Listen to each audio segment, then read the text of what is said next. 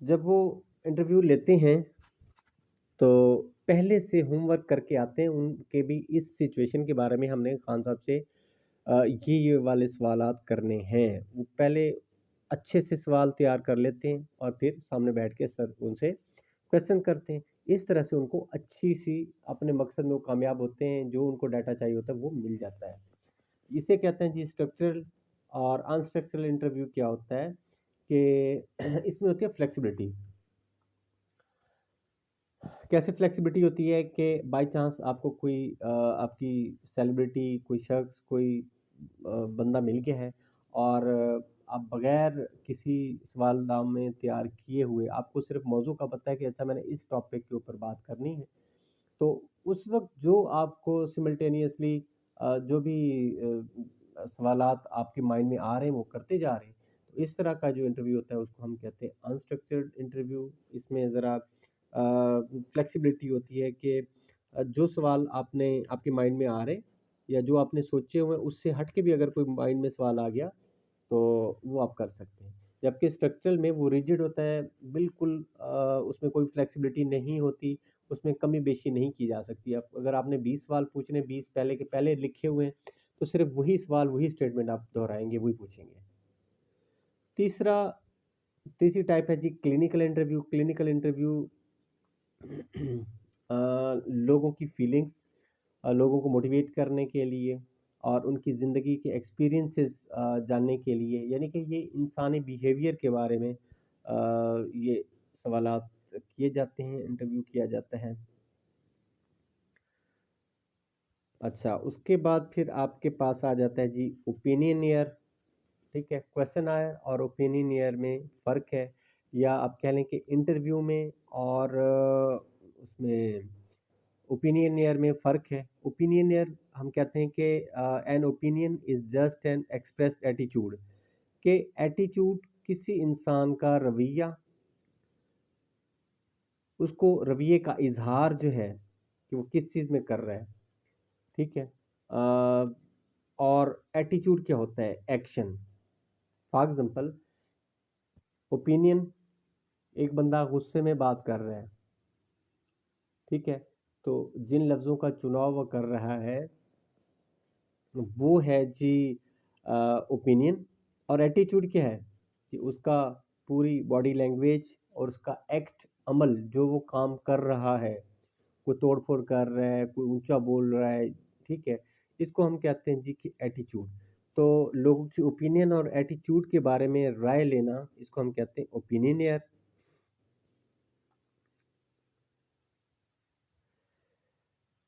अच्छा, ओपिनियनियर को फिर इवैल्यूएट किया जाता है, जायज़ा लेने के लिए इसके कुछ 2 तरीके हैं जी। एक हम कहते हैं लाइकेट स्केल, यानी कि लोगों की ओपिनियन को जानने के लिए आपने रेटिंग करनी है, स्केल देने हैं। लाइकेट स्केल का बार-बार हमने तज्ज़िया ज़िक्र किया हुआ है कि लाइकेट स्केल क्या है? लाइकेट स्केल एक सर्वे का एक टूल है। लोगों की राय को इवैल्यूएट किया जाता है इसमें, रैंकिंग दी जाती है। अ, और वो रैंकिंग कैसे होती है कि लोगों का डिग्री ऑफ रिस्पॉन्स देखा जाता है कि आपकी बात से लोग किस हद तक एग्री और डिसएग्री हैं, वगैरह वगैरह। फॉर एग्जांपल आपसे मैं एक सवाल पूछता हूँ, आपने उसको रेट देना है। बाबर आजम की कप्तानी कैसी है, या बाबर आजम को कप्तानी जारी रखनी चाहिए, मेरा ये सवाल है। आप इस बात से अ, कितना इत्तेफाक करते हैं? कुछ लोग स्ट्रांगली एग्री, कुछ बस एग्री होंगे, कुछ अनडिसाइडेड कि बस ठीक है जी, और कुछ होंगे डिसएग्री, कुछ स्ट्रांगली डिसएग्री होंगे। जी, आप लोगों की क्या राय है जी?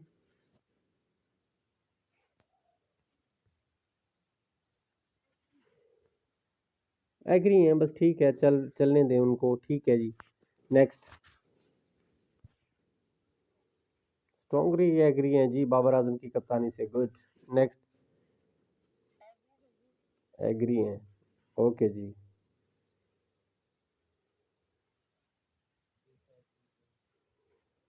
डिसएग्री हैं, अच्छा, सेटिस्फाइड हैं, एग्री हैं, ओके जी, गुड। ठीक है जी, तो हर बंदे की अपनी अपनी देखें ओपिनियन है।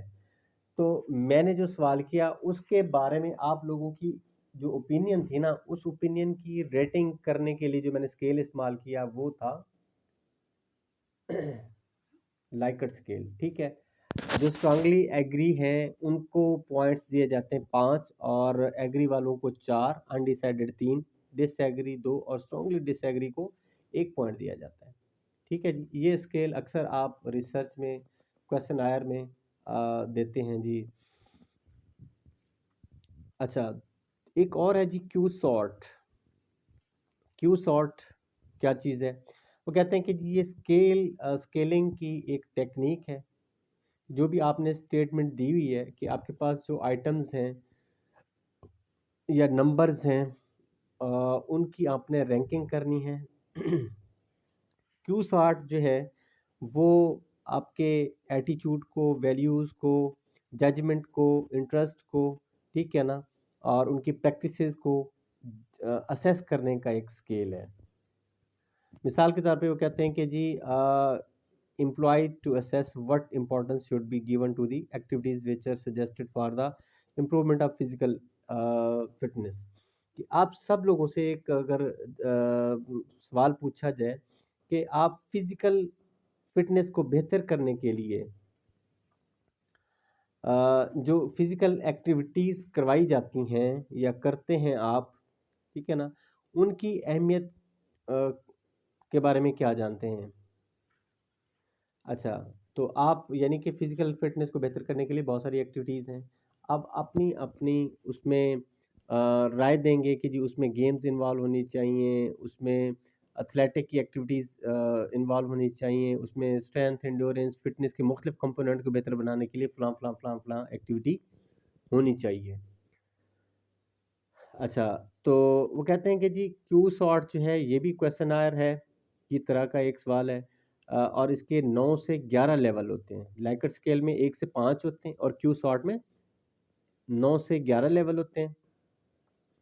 और पहले 4 को आप कह लें कि जी वो लीस्ट इम्पॉर्टेंट होते हैं, और अगले जो 5 से 9 हैं उनकी मोस्ट इम्पॉर्टेंट होती है।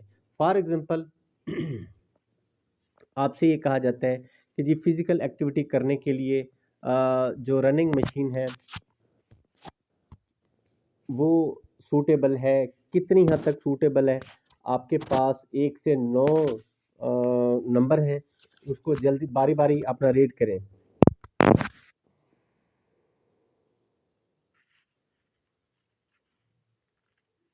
जी, जी, आंसर करते जाएँ कि अगर आप फिजिकल फिटनेस को बेहतर करने के लिए एक चीज़ इस्तेमाल करना चाहते हैं, वो है जी आपकी ट्रेडमिल या रनिंग मशीन उसको हम कहते हैं।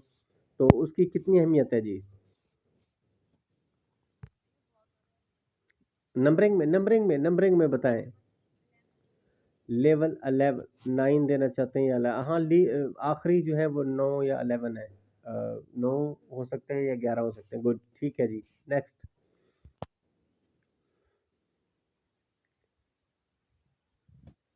10, ओके, नेक्स्ट। Very good. और बाकी ऐसे है जी कि ट्रेडमिल आपके पास है तो एटलीस्ट आपकी जो कार्डियोवैस्कुलर एंड्योरेंस है, फिटनेस है, वो बेहतर हो सकती है। रनिंग एक मुकम्मल एक्सरसाइज है, ठीक है जी, आपको फिट रखने के लिए। ओके। अब अगर आपसे कहा जाए कि जो डंबल्स हैं और बारबेल हैं वो आपके घर में रख लिए जाएं, तो उनकी कितनी अहमियत है फिटनेस के लिए? उनकी भी 10 है। Okay, next.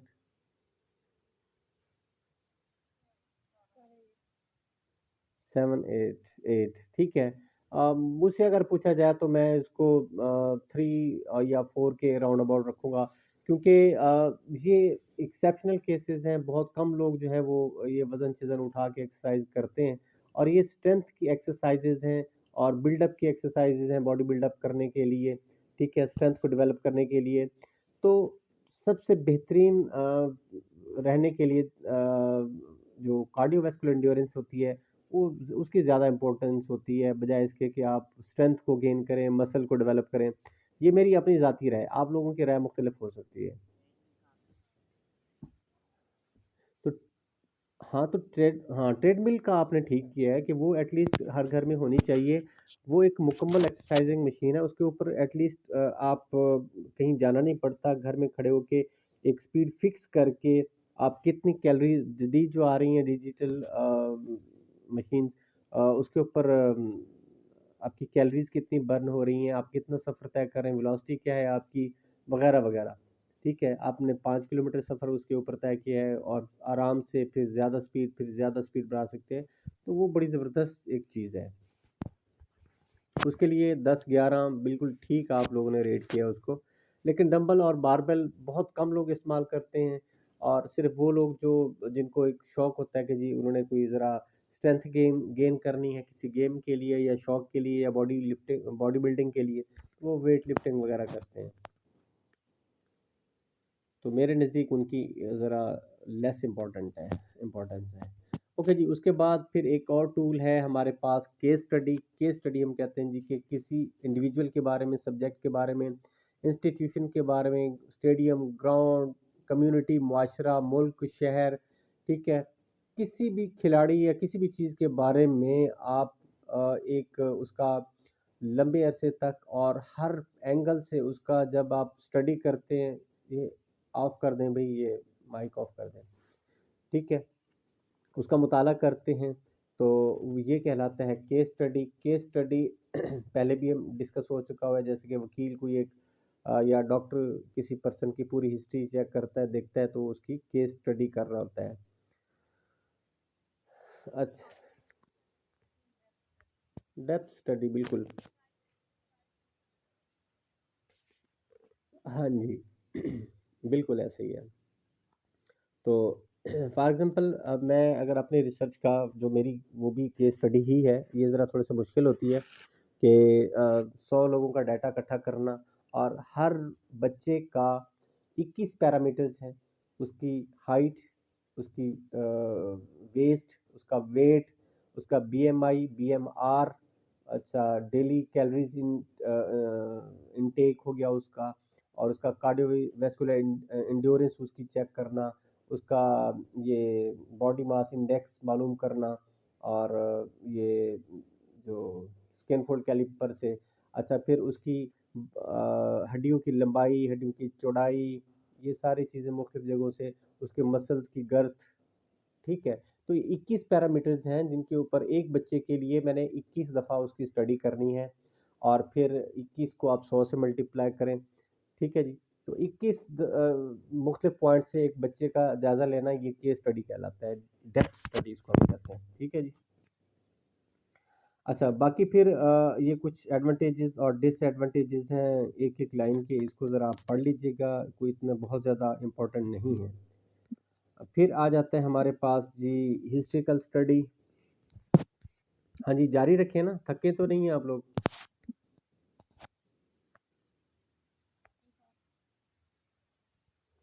Very good. कुछ समझ आ रही हैं चीज़ें? गुड। ये बड़ी अच्छी बुक के नोट्स मैं आपको शेयर कर रहा हूँ, इनको सँभाल के रखना है, फिर इनसे आपने नोट्स अपने प्रिपेयर करने हैं।